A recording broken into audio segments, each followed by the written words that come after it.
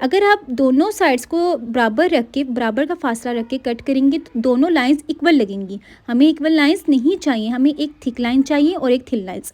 अक्सर ये होता है कि हमसे ज़्यादा कट हो जाता है, फिर हमने अपनी फिंगर की मदद से उसको एक दूसरे के क्लोज कर लेना है। सेम इसी तरह आप लोगों ने 605 मास्टर कलम मार्कर को कट करना है।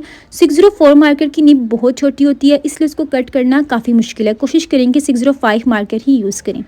अब आपने ना बिल्कुल आराम आराम से हौले हौले हाथों से कट करना है, जल्दबाजी बिल्कुल भी नहीं करनी और हल्का सा गैप देना है। हल्का सा गैप देके, यानी कि 80 और 20% का गैप देके आप लोगों ने काम करना है।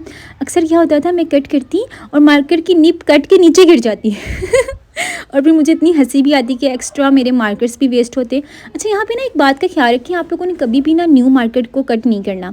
आपने वो वाले मार्कर्स लेनी है जो हल्का लिखना स्टार्ट हो जाती हैं, जिनकी निब थोड़ा सा लाइट हो जाती है, निब जो है वो इतना बारीक नहीं लिखती। आपने वो वाले मार्कर्स यूज़ करने हैं।